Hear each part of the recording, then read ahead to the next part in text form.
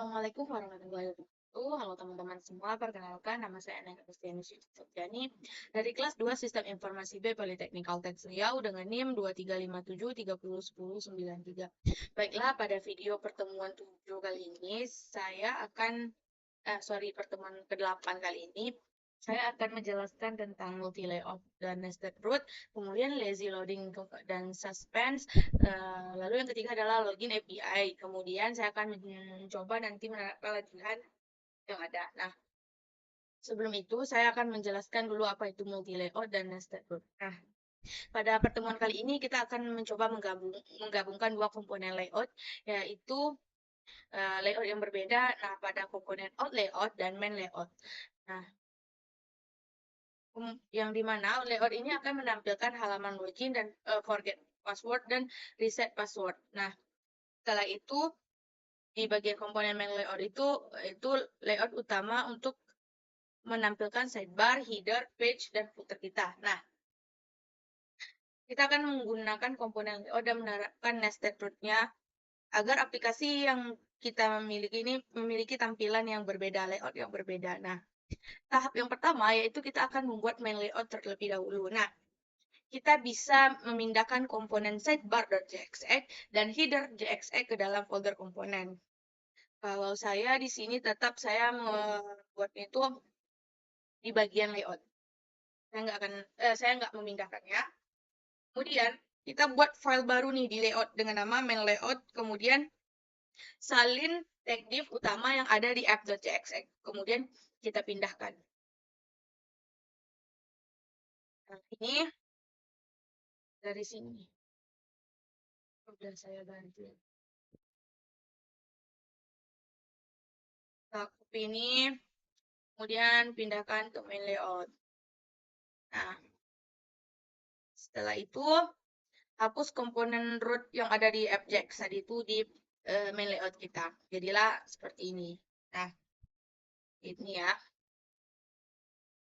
Kemudian, ingat, perhatikan bahwa outlet akan menampilkan komponen halaman yang menjadi turunan dari root yang menggunakan main layout sebagai elemen pembungkusnya. Nah, selanjutnya itu kita hapus seluruh tag div yang ada di komponen main.jx karena sudah kita salin ke main layout kecuali komponen root. Lalu sesuaikan penulisan. Jadinya tuh seperti ini. Awalnya tuh kayak gini ya.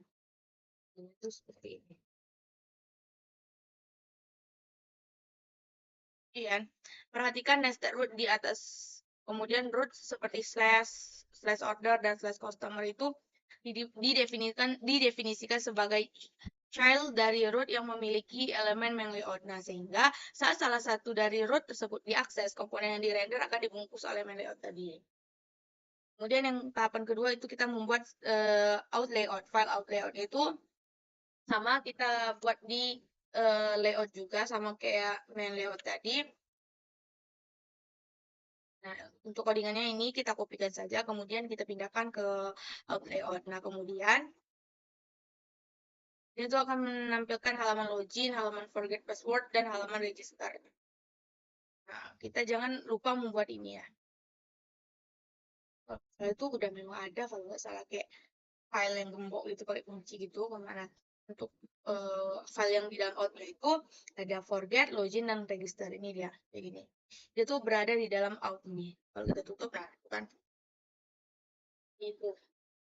Kemudian tambahkan di app.jxx-nya itu komponen root yang memanggil ketiganya. Login, register, dan forget. Nah, di app kita sudah ada.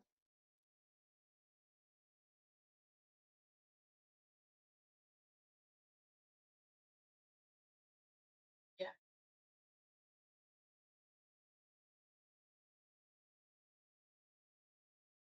Itu kita tampilannya tuh seperti ini.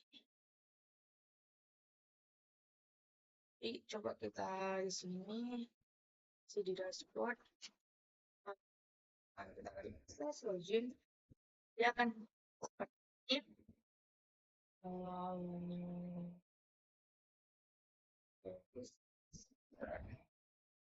tampilannya seperti ini, ada konfirmasi passwordnya, kemudian ada forget.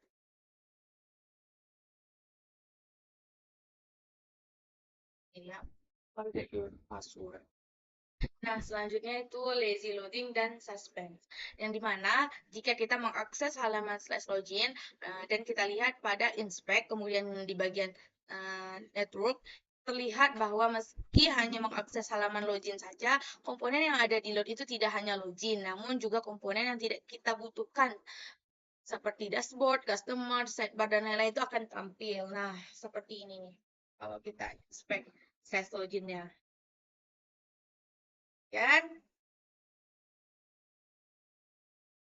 Hal ini tentu tidak akan masalah jika aplikasi hanya memiliki beberapa halaman. Namun, bagaimana jika kita sudah memiliki 20 atau lebih eh, komponen halaman? Nah, tentu itu akan mempengaruhi performa aplikasi yang menyebabkan aplikasi itu kita itu bisa lama gitu kan. Pas kita berpindah ke halaman itu dia tuh lama. Karena apa? Karena komponen-komponennya itu yang di bagian network tadi itu udah banyak numpuk gitu. Sedangkan yang kita klik itu cuman ya untuk misalnya halaman dashboard gitu kan. Tapi kenapa sih lama munculnya seperti itu? Nah, kemudian di sini kita butuh nih menerapkan yang namanya React.lazy. Mana kita akan mengimport komponen secara dinamis hanya saat dibutuhkan. Nah, kita disuruh untuk mengubah pemanggilan importnya itu seperti ini. Nah, yang awalnya kita manggilnya itu import, sekarang itu kita memanggilnya dengan nama cons.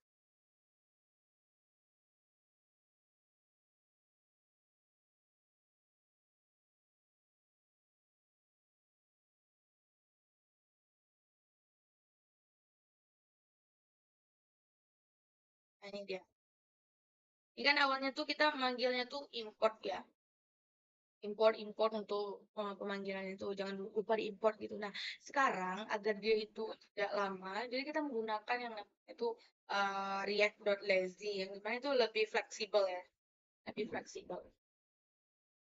Nah, kemudian ini nanti tampilannya kalau ini nggak perlu ditutup. Lanjut. Saat menerapkan React.lazy ini, kita bisa menerapkan loading saat menampilkan komponen. Kita akan coba menerapkan loading pada komponen utama. Kemudian,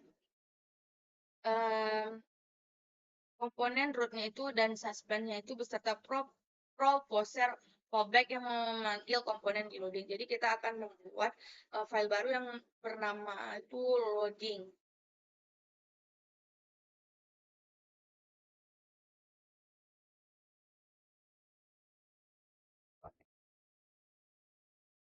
Nah, ini dia di komponen loading, ini dia.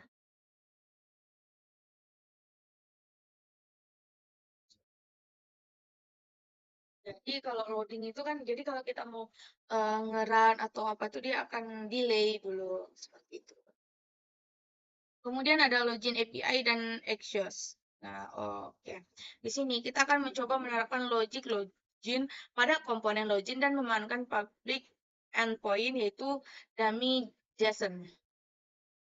Nah, jika kita perhatikan pada dokumentasi di atas, kita menggunakan endpoint slash user slash login dengan mengirimkan user dan password.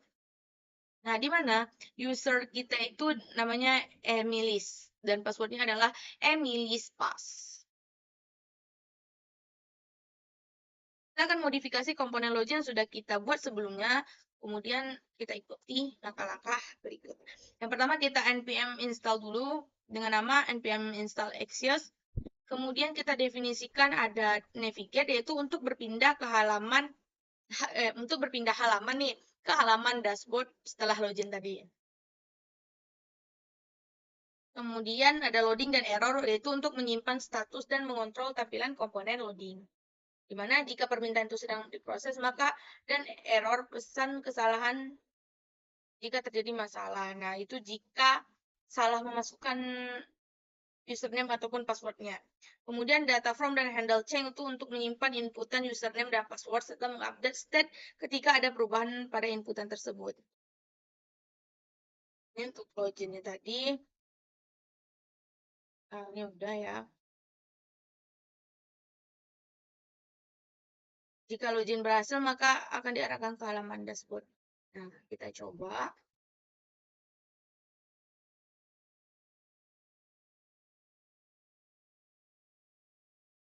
Udah ada halaman loginnya nih. Nah, silakan kan password. Kita pertama masukkan dulu password yang kita yang terserah deh, jangan Emilis pas karena kita Emilis.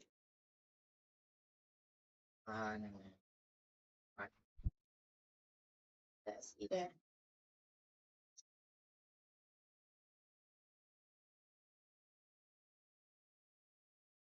Passwordnya itu kita masuk. Nah, dia akan loading tuh kan. Nah, invalid credential. Nah, karena kita passwordnya itu udah kita atur, itu emailnya itu adalah list dan passwordnya itu pas website.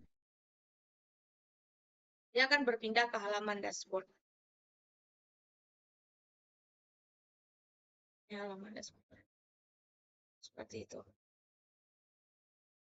Nah, selanjutnya pada latihan itu kita disuruh melengkapi form login dan menyiapkan tombol untuk masuk ke halaman forget password dan register.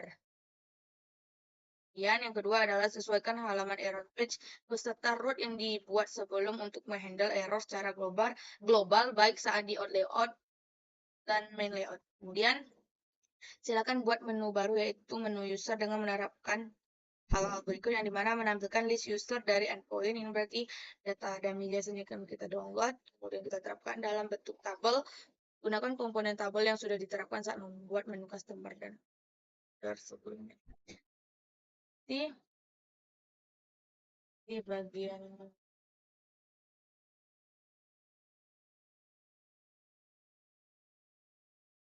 kita buat dulu namanya user.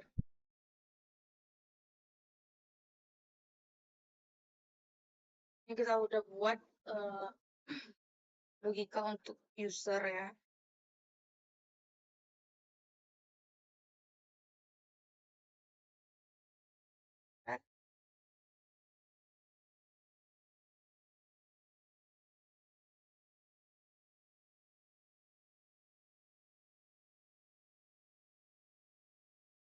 Saat di login itu ada namanya itu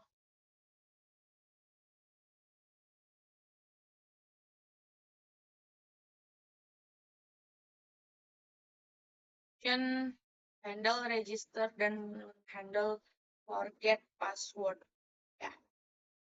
Ini yang seperti dikatakan itu kita membuat halaman error page.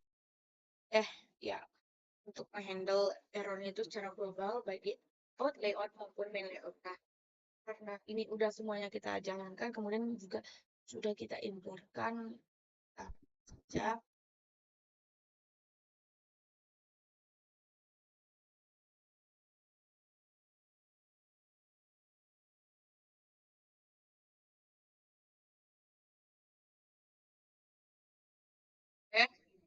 Nah, tampilannya dia itu akan loading. Nah, ini dia tampilannya. Nah, jika login, dan itu kita akan ini ada lupa password. Nah, jika klik, dia akan berpindah ke halaman forget. Nah, kemudian jika belum punya konto, dia akan berpindah ke halaman register, teman-teman. Seperti nah, kalau misalkan kita masuk email dan password itu, dia akan loading kan dan invalid credential tadi. Tapi jika kita buatkan